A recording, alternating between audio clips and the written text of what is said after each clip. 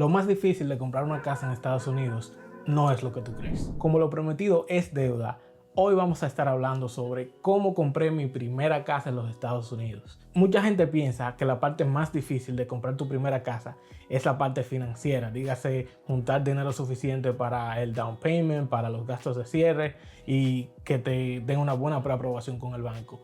Y aunque esto sí tiene importancia y muchas veces sí es difícil, no es lo más difícil.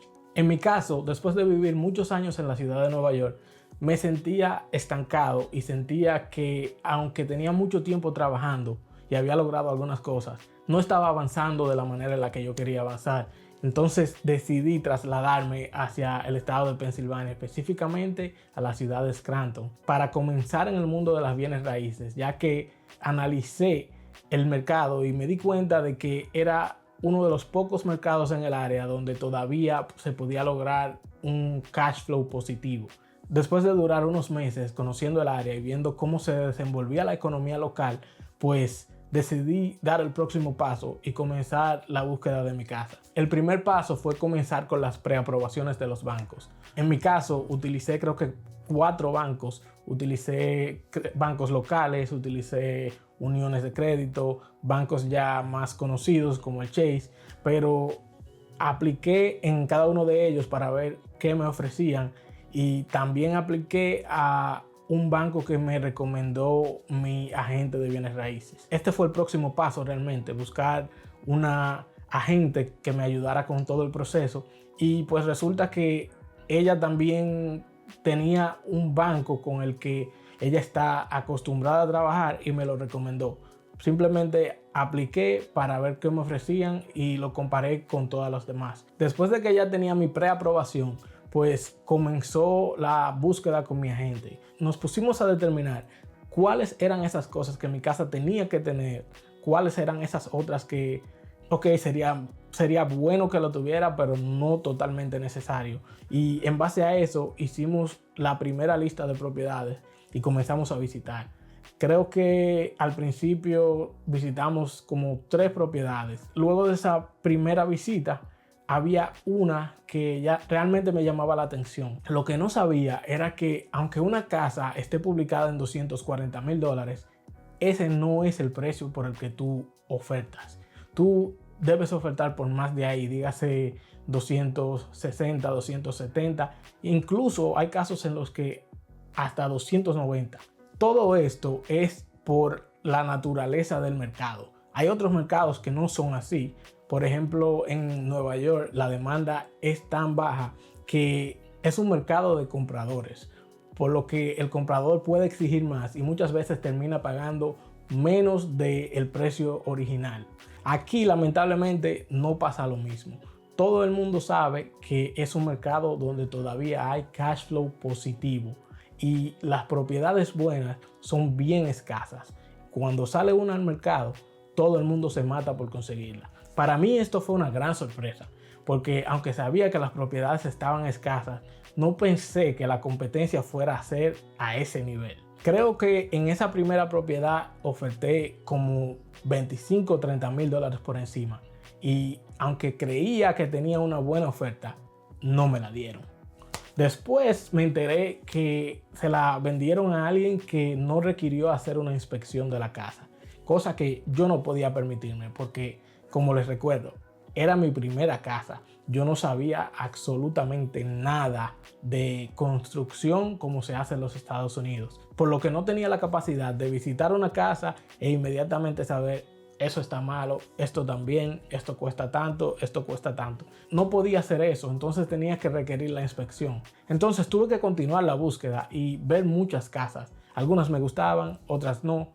Y me di cuenta de que en esta zona era muy difícil que yo encontrara una propiedad que estuviese 100% perfecta.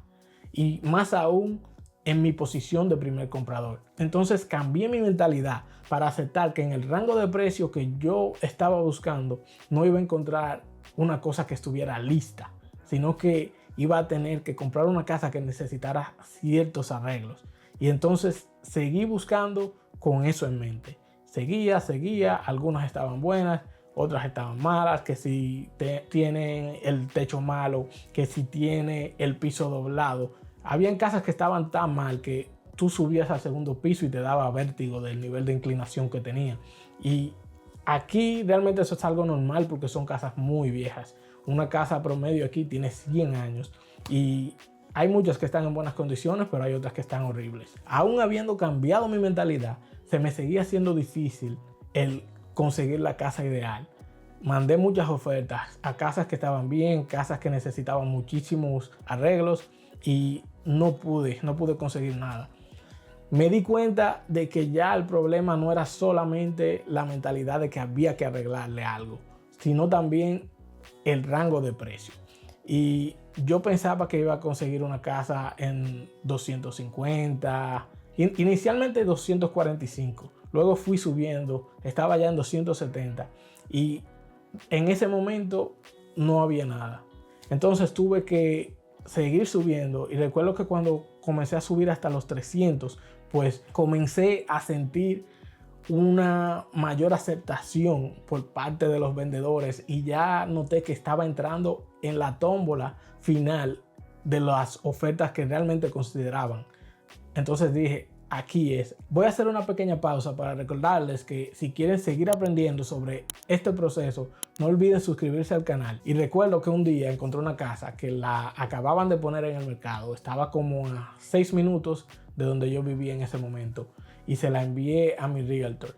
De inmediato hicimos una cita para ver la casa. Al próximo día pues la visitamos y la casa realmente no estaba 100% bien. Tenía algunos detallitos, pero en lo general era una casa totalmente habitable. No tenía ningún problema estructural que impidiera sacarle dinero de una vez. Y eso era lo que yo quería. No quería una casa que tuviera problemas graves. Quería una casa que estuviese habitable y que fuera multifamiliar, porque no quería tener que pagar yo la hipoteca al 100%. Y la casa que encontré en ese momento satisfacía todas esas necesidades, pero volvíamos al mismo problema.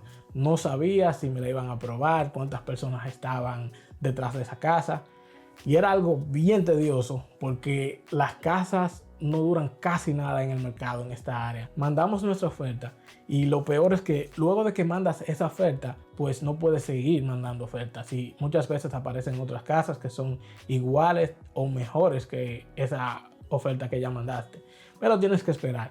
Recuerdo que pasaron como, no sé, quizás como 4 días hasta que escuché de mi agente y me dijo que estaban considerando nuestra oferta y que si podíamos subirle un poco más. Le subí una muy ligera cantidad y luego de ese día escuchamos otra vez de ellos para decirnos que finalmente nos habían aprobado la oferta. Algo que se me olvidó decirles es que un poco antes de esa oferta también me habían aceptado otra oferta, pero decidí no proceder porque no querían que yo hiciera inspección y tras revisiones iniciales noté algunas cosas que no me hacían sentido.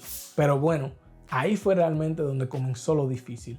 Estar en constante comunicación con muchísimas personas, que si del banco, que si para hacer la inspección, que si con la gente, que si con el asistente de la gente. Un sinnúmero de personas. Ahí comienzan a ponerse los puntos claros sobre la negociación y comienza el proceso de inspección. Hay que buscar un inspector que esté certificado por el estado y te diga, vaya a la casa que tú quieres comprar y te diga, bueno, yo noto esto, noto esto, noto esto y noto esto.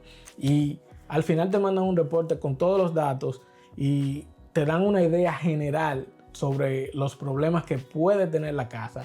Hay que tener claro que el trabajo de estas personas es buscar problemas y cuando te mandan ese reporte es un poco intimidante, especialmente en zonas como esta donde las casas son viejas, porque tú ves tantas cosas y tú piensas, ah no, pero la casa no sirve. Pero tú tienes que tomar en cuenta, número 1, la edad de la casa y número 2, vuelvo y repito, su trabajo es encontrar problemas.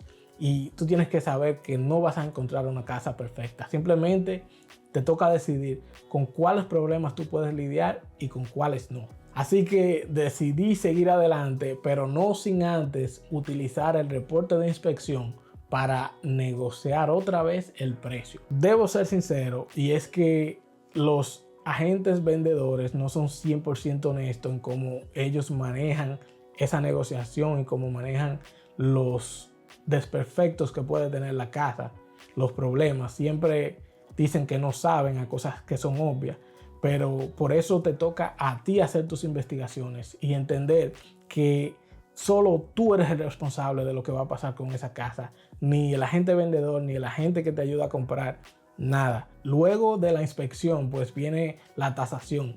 Debo recordarles que al mismo tiempo hay un sinnúmero de cosas que van pasando con el banco para que te aprueben el préstamo. Te van pidiendo papeles, tienes que hacer cursos en los que tienes que ver como 30 videos, tú tienes que firmar como 100 documentos y todo eso va corriendo y al mismo tiempo pasan todas las inspecciones. En la tasación mandan un equipo de personas a la casa para que evalúen la condición de la casa y todos los espacios, los tamaños, el área, todas las otras casas que están vendiendo alrededor y así determinar el precio justo de esa casa. En base a eso, pues el banco decide qué cantidad realmente pueden prestarte. Si por ejemplo el banco inicialmente te dijo que podían prestarte 400,000, pero esa casa realmente no vale 400,000, pues el banco no te va a prestar esa cantidad, porque lo que te prestan es en base a lo que realmente valga la casa. Si te prestan de más, el banco estaría perdiendo porque no va a tener una base que le pueda recuperar su dinero en caso de que pase lo peor y que tú no puedas seguir pagando. Por suerte, en mi caso la tasación llegó un poquito más alta, creo que $2,000 por encima del precio acordado. La suerte es que yo tampoco estaba pagando 100% del precio acordado porque también había solicitado lo que fueron ayudas del vendedor. En base a cosas que yo encontré en la casa, incluso aumenté la cantidad de ayudas y la cantidad que tuve que buscar como pago inicial para cubrir todo fue menos. Bueno, pues ya que la tasación había sido superada, pues el préstamo seguía avanzando y creo que lo próximo que llegó fue ya establecer el día de cierre. Nos pusimos de acuerdo y elegimos un día que funcionara para todas las partes. Durante todo este proceso del que les he hablado, pasó creo que como un mes. Así que no fue una cosa de un día para otro. Pasaban varios días, en algunos días tú tenías que hacer muchas cosas, otros eran un poco más relajados, pero siempre había que estar haciendo algo, siempre había que estar firmando papeles, siempre había que estar buscando información. Una pequeña pausa y es para dejarles saber que una parte fundamental de mi proceso de compra fue el uso de ChatGPT. La inteligencia artificial está en todas partes hoy en día y yo me aproveché de eso para informarme lo más que pude utilizando ChatGPT y la verdad que me sirvió de mucho y se lo recomiendo a todos.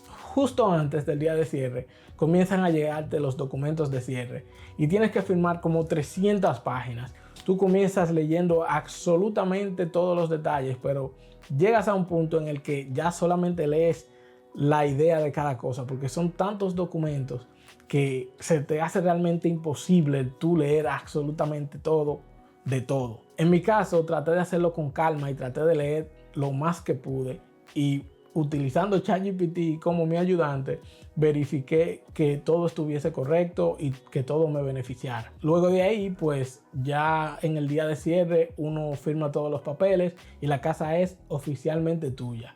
O puedes tener un gran beneficio o un gran problema. En mi caso fue inmediatamente manos a la obra y traté de comenzar a poner la casa en mejores condiciones tan pronto como fue posible. Todo esto fue en julio del año 2025. Ya va casi un año desde que compré mi casa y he aprendido un montón de cosas. La verdad es que este video no es suficiente para yo decirles todo. Si tienen preguntas específicas o si quieren que siga más a fondo, pues déjenmelo saber en los comentarios y voy a seguir haciendo videos sobre ese tema. Pero volviendo al punto inicial, cuando te decides a comprar una casa, conseguir el dinero es solamente el primer problema. Luego de ahí llegan un sinnúmero de cosas con las que tienes que lidiar. Y dependiendo la zona, obviamente, este proceso puede ser muy fácil o muy difícil. Si llegaste hasta aquí, quiero que sepas que aunque el proceso no es fácil, definitivamente vale la pena. no me arrepiento para nada de haber comprado mi primera casa en los Estados Unidos y con suerte pues será solo la primera de muchas. Si ya tomaste la decisión, no te arrepientas, porque es el primer paso de un camino que va a cambiar tu vida por completo. Nuevamente, no olviden suscribirse al canal y activar la campanita de las notificaciones para más historias sobre la vida en los Estados Unidos.